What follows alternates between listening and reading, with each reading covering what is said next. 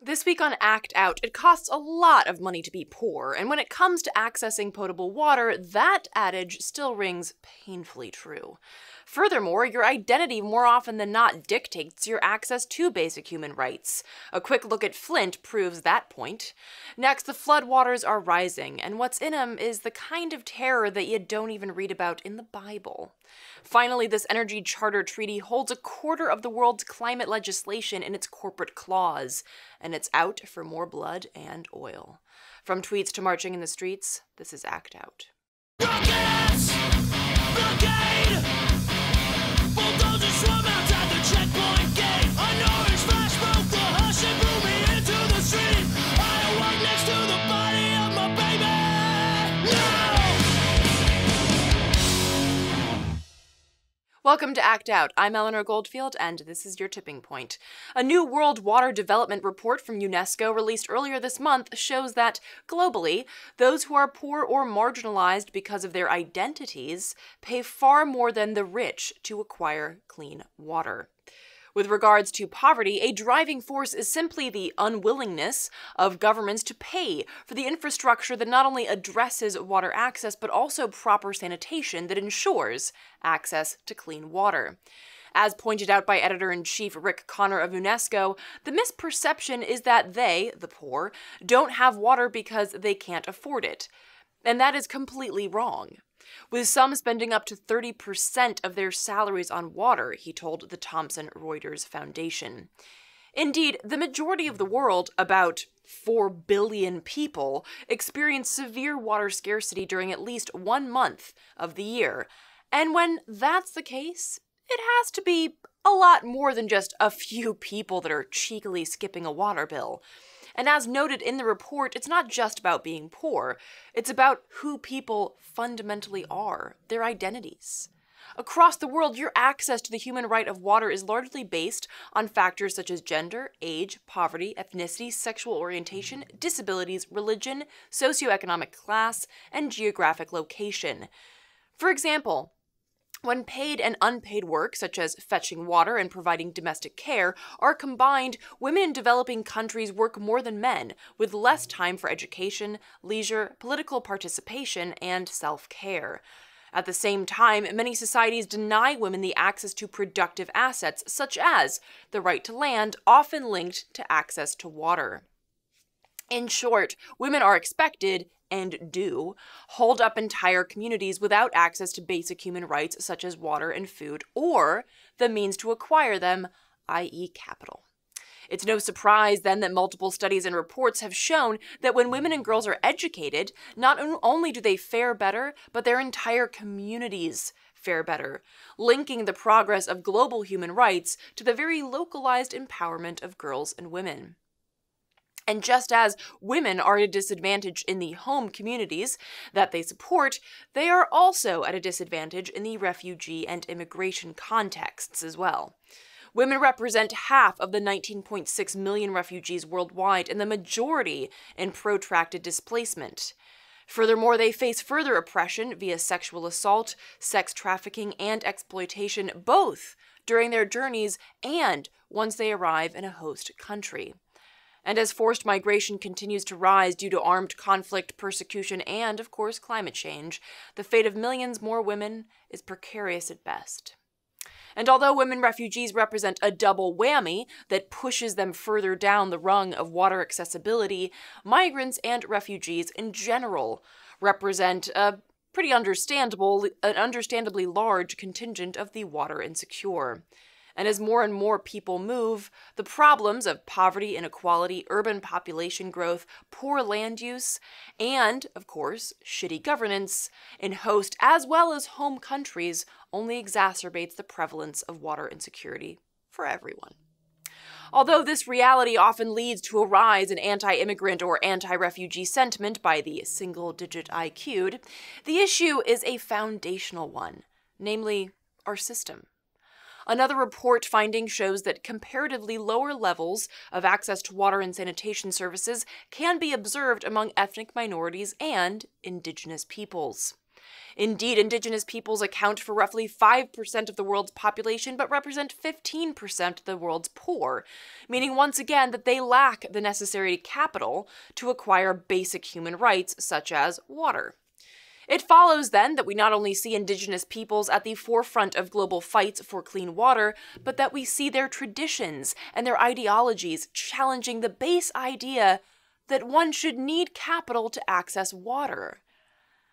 The report remarks on the importance of distinguishing between water rights and the right to water, making clear that the right to water is a human right and should never be denied anyone based on our water rights structures, which commodify finite resources for the profit of a few and the catastrophic exclusion of the many.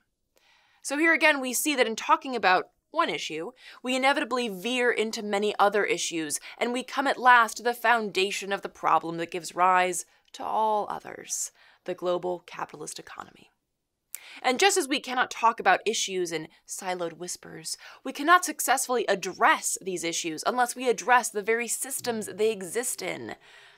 Unless exclusion and inequality are explicitly and responsively addressed in both policy and practice, water interventions will continue to fail to reach those most in need and who are likely to benefit most. That means we can't look at crises like Flint in a vacuum, but rather we must see them as the inevitable outcome of a system that grants water rights rather than rights to water. And speaking of which, Flint is still without clean water. And rather than address this crisis, even in a paltry surface sense, city officials would rather arrest residents who demand clean water. A couple of weeks ago, a group of activists rallying for clean water and lower water bills were escorted out of Flint City Hall by police officers on World Water Day, Friday, March 22nd. It's almost as if we've just boiled the whole long report into one headline. Poor folks who pay more than their rich counterparts for water want some water, are denied it and summarily arrested because of our systemic dumbshittedness. If you only get one thing from this segment, let that sentence be it. Poverty, like sexism, racism, and nationalism, is not just a fact of life. It's created. It's built in and fostered over generations, protected with the force of militaries and militarized police, because without it, the rulers wouldn't be rulers. Without it, the people would have their say.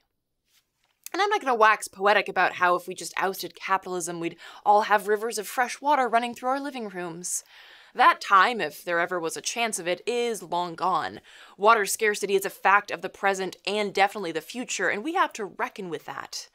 Beyond the fall of capitalism, we have to look at building systems that not only value the lives of the oppressed, but appreciate the limits of nature and our responsibility to nature as a part of it.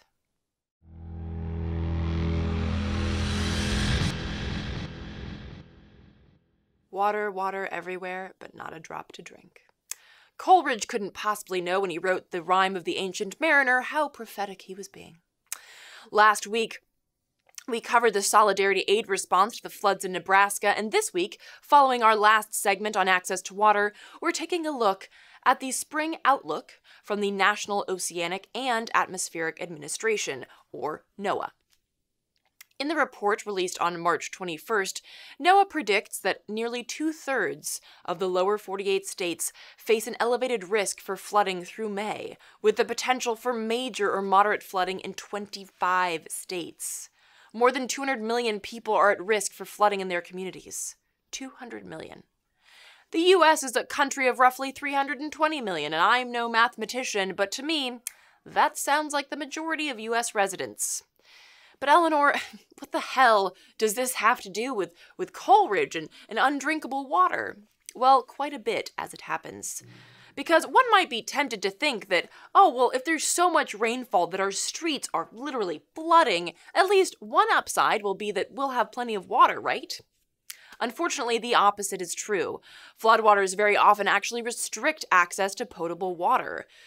Back in 2017, for instance, after Hurricane Harvey hit Houston, residents found themselves floating on and wading through a grotesque stew of toxic chemicals, sewage, debris, and waste.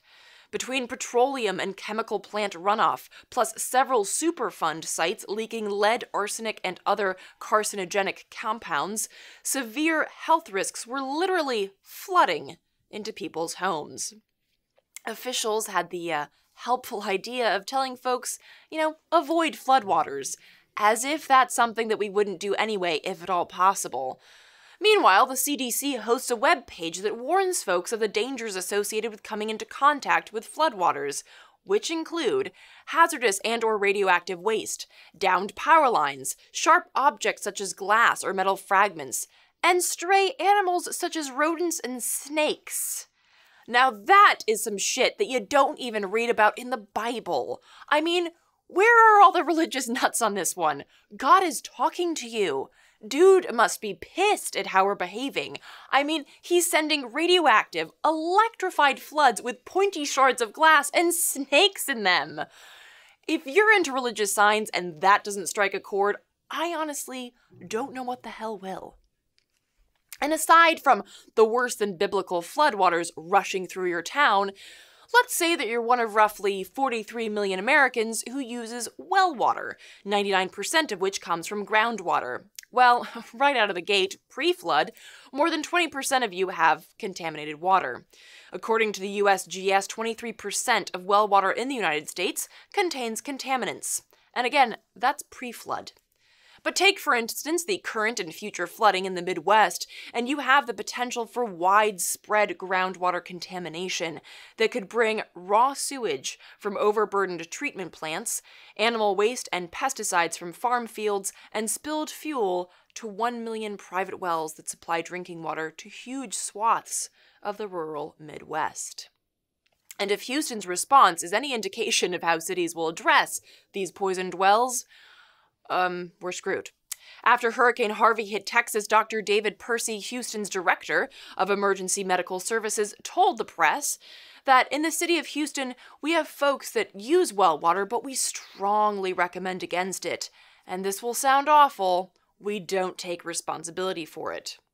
Cool, because neither do any of the industries that produce the toxic runoff, poisoning people's wells and contributing to that aforementioned worse than biblical floodwater stew.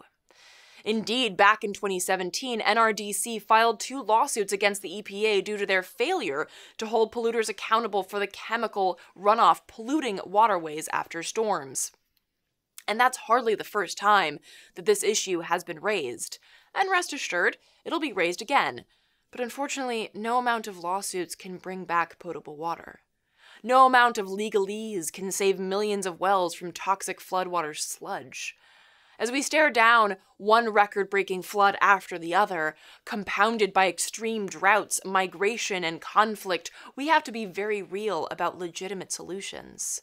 And the only solution that can address polluted floodwater is the same solution that addresses the issue of freshwater access.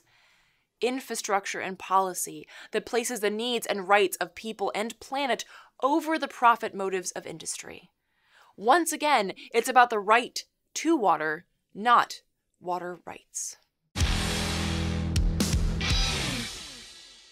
Finally, today we take a look at a massive profit over people and planet deal that encompasses 24% of the world's countries and is reaching out for more. The Energy Charter Treaty, ECT, gives sweeping powers to the foreign investors in the energy sector, including the privilege to directly sue states in secret international tribunals, arbitrated over by 3 private lawyers. In short, the ECT allows companies to sue nations for taking action on climate. And folks may recall that we've covered this particular brand of capitalist assholery during the fight against TPP, and more recently during the renegotiation of NAFTA. Indeed, ultimate corporate control is pretty much a mainstay of international trade deals, meaning that any moves to address climate legislation, or really any pro-person legislation, have to also have an eye on the purposely banal and secretive world of international trade agreements. Pia Eberhardt, co-author of the report ECT's Dirty Secrets, joined us to talk more about this deal, the proposed expansion, and why we in the US should take note. Take a look. Well, the treaty was signed in the mid 1990s, and the historical background is a bit the end of the Cold War. And energy companies in the West and countries in the West, meaning Western Europe, wanting to have access to energy resources in the East, so in the former Soviet Union. Canada and the US were also involved in negotiations at the time, and US oil companies were also really keen to access these energy resources in the East. But in the end, they didn't sign the agreement. So now it's an agreement that is in force in around 50 countries. It's mainly Western, Eastern Europe, Central Asia, and Japan. Yeah. And this is, it's interesting because the U.S. has some, even though they're not part of this agreement, we have similar issues with so-called ISDS courts and things like that. And it's similar because the ECT also, it regards future profits. So it's not just about any sort of loss currently, but the potential to lose profits at some point, right? Yeah, exactly. It's in the end, it's the same system, the ISDS system, as you call it, that you also know from the NAFTA agreement, for example. It's essentially the same system. The only difference is that in the ECT, it only applies to activities in the energy sector. And the other difference is that it's signed by many more countries than any other ISDS deal in the world. That's what makes it so scary. But it's true. It really works like a cash machine for corporations, because they can actually get so much more money out of it than they would have gotten with their projects, or they would ever get in compensation claims under our constitutions. So we do, in fact, see claims based on the Energy Charter Treaty. For example, one lawsuit against Italy, where a British oil company is now suing Italy because it cannot go ahead with an oil drilling platform that it planned, because the Italian parliament said no more drilling close to our coast. It's a bit too risky, and have you heard of climate change?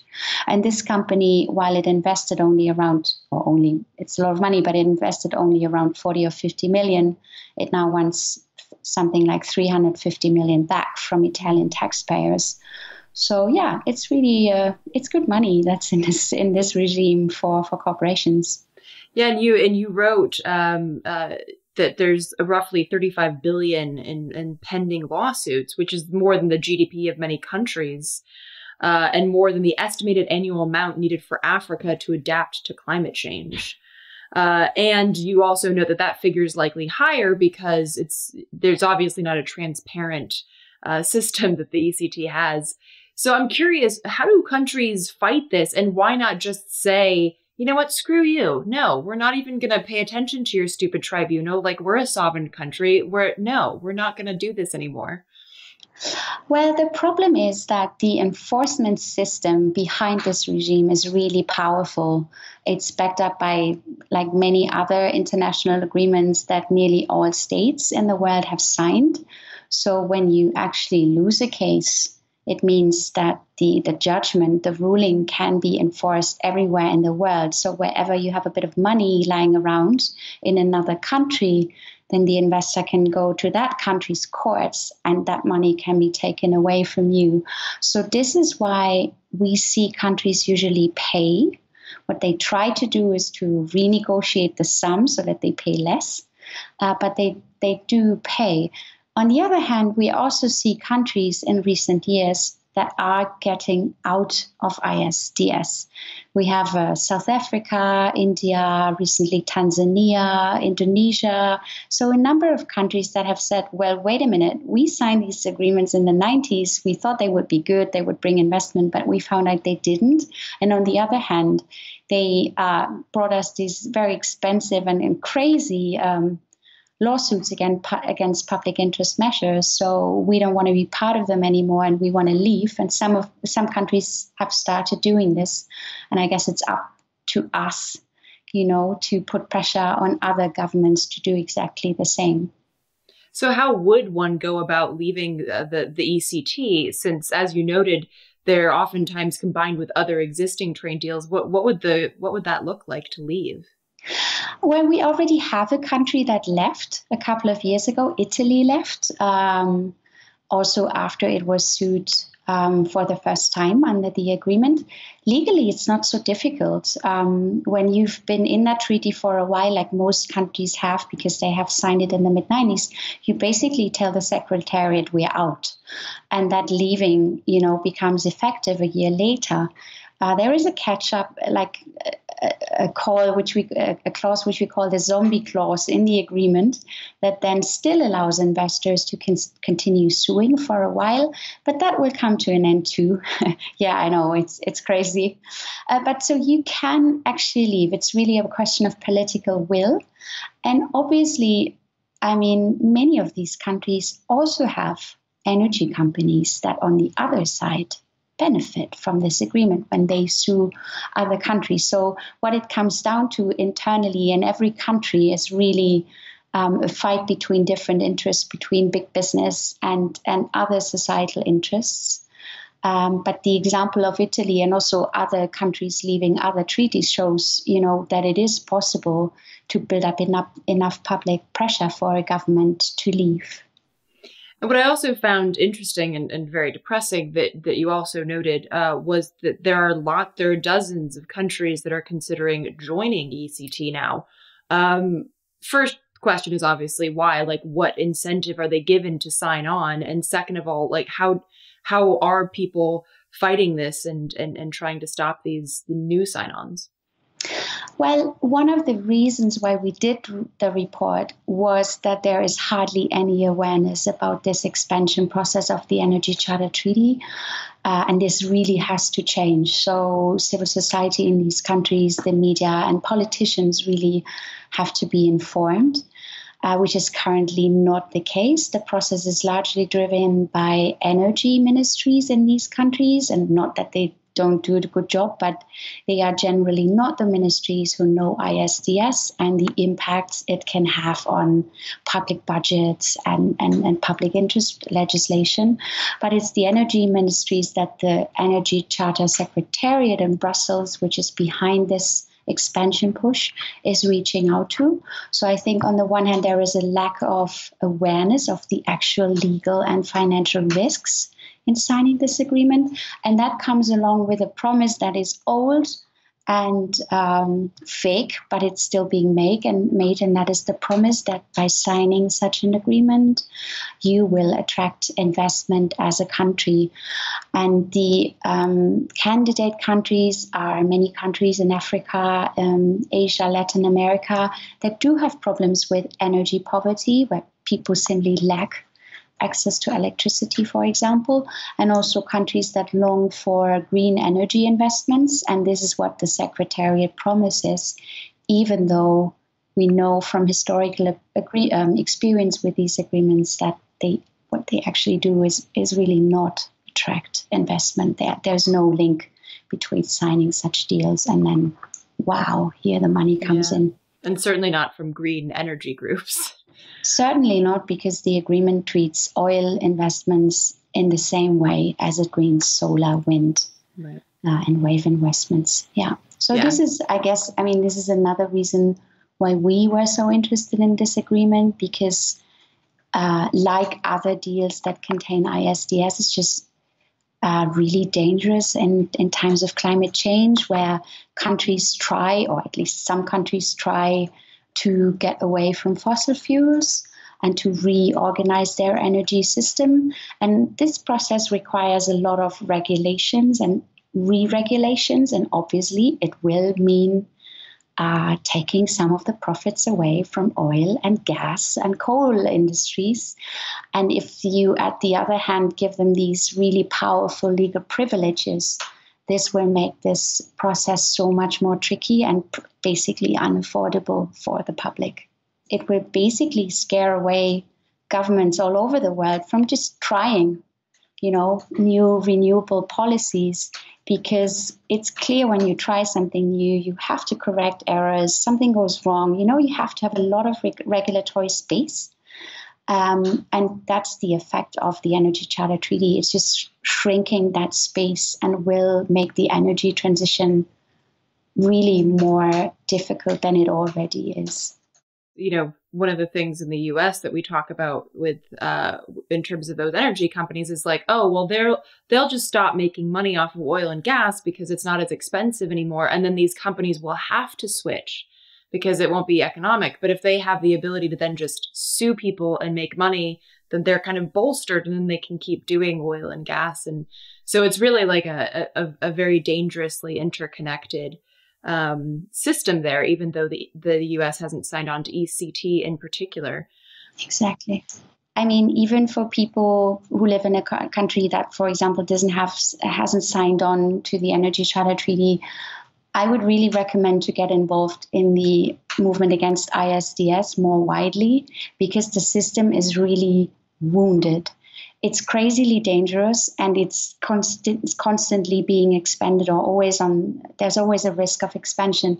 But at the same time, it's also really crumbling.